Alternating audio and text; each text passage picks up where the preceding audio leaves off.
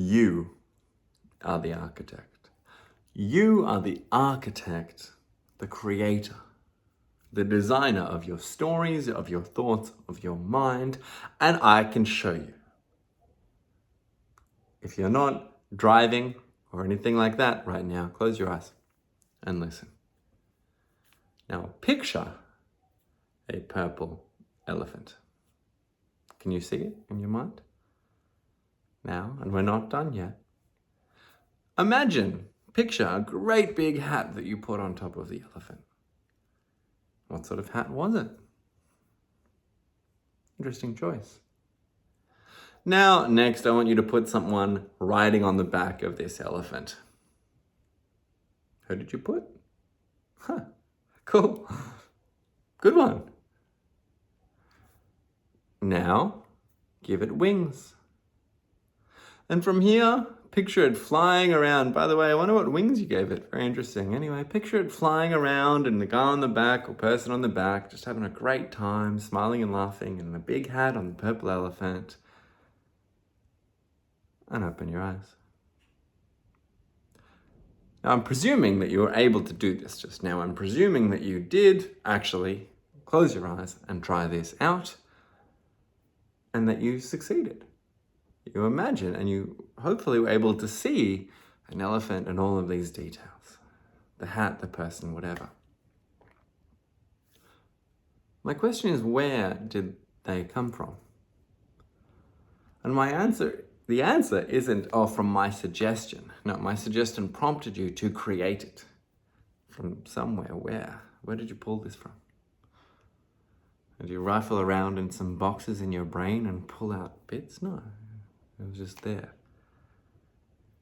And the choices you made, why did you pick that hat? I didn't tell you to choose that one. Why did you choose that? That's very interesting. Where did the concept of using that hat come from? Very interesting. But that being interesting isn't the point here. All of that aside, the reason I got you to do that was to show you something. Because if I asked you where did those images come from, I don't think you'd be able to tell me. As in, you might say where you got the ideas or the inspiration, but one moment they were not there and then they were there. And so in between those two steps, what was the origin point? And when you stopped thinking about the elephant, where did it go? Where is it now? Maybe you just brought it back, but before that? What happened to it? And when you brought it back, do so now. Imagine, close, picture your eyes, bring it right back. Imagine the purple elephant, blah, blah, blah. Where did it come from then? Where was it? And where was it in order to be back, right? In many ways, it wasn't anywhere. It came from nowhere. Nowhere that you can identify at the very least. Now, in many ways, we could say that doesn't make it real. But in many other ways, it is real. It was a real thing that you saw, and you really did picture it.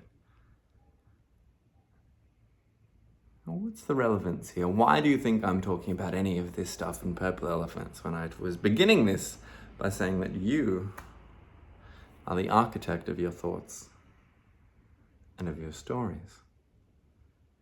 Maybe I've just given it away. Because my point here is that you are the creator. You get to choose. You get to decide. Yes, you may be prompted by the events that shaped you. But no one told you which hat to choose.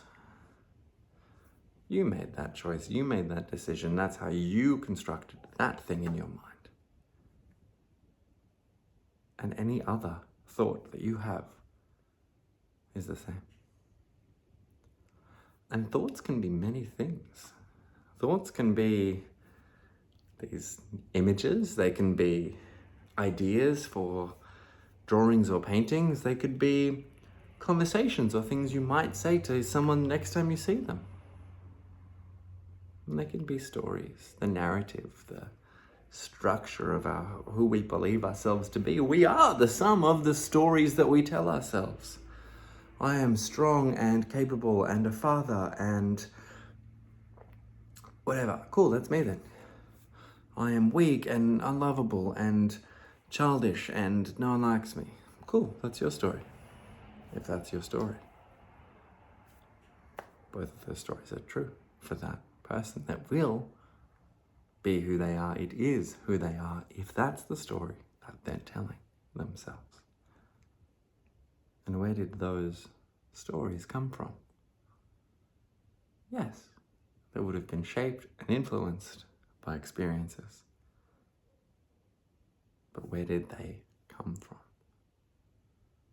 The same place that has the same amount of substance or importance as the origin of that purple elephant you so vividly pictured earlier.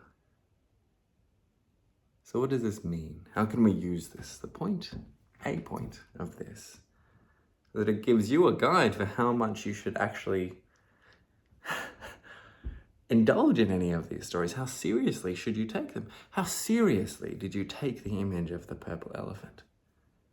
You go, oh my God, he's going to fall, oh no. Probably not. Probably, haha, that's silly and ridiculous. Haha. That's how seriously you took that.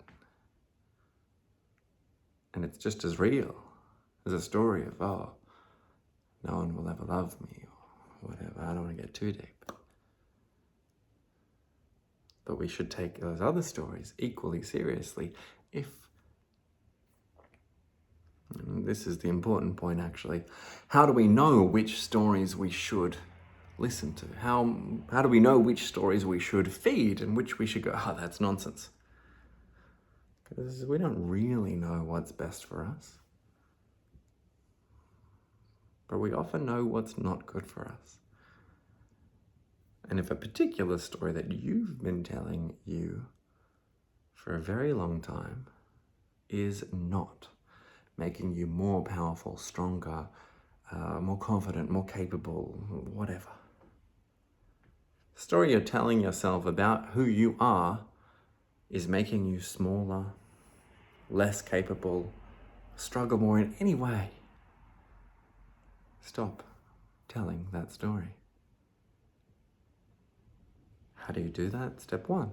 You could just acknowledge that it's as real as a purple elephant, and maybe that removes a lot of this power. Step 2. Rewrite it. Just forcefully. Just brute force it as a different one. When I was 3, my dad didn't blah, and so no one will ever. That's where I learned I'm a bad person. Cool, that's the story you've been saying. Now, change it. When I was 3, actually, my dad picked me up and kissed me 100 times and said how great I was. Yeah, that's the thing that occurred. Why not? You're the architect. You are the architect. You can change these things however you want. If other people want to disagree and say, but that's not what happened, cool, that's their story. Does it serve them? They can have it. My story is the one that serves me. My story is that the things that happened were this, because that's what makes me feel more powerful and capable. Important distinction. This is not a manual for bypassing. This is not a manual for just getting rid of any negative things. I don't want to do that. And here's a very important distinction. Sometimes the worst things that have happened to us actually served us the most. Sometimes the really terrible events in our lives are where we actually found the courage to overcome and become stronger or adapt and find new reserves of strength. Don't touch those stories. In those stories, if the bad thing never happened, you wouldn't have found these powers. But when there's a story that all it does is confuse and disorient you and fill you with doubt and uncertainty, I'd recommend you change it. I hope that you at least have a glimmer now of how.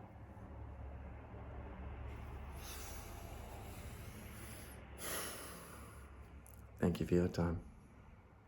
This brings us yet again to the end of another video.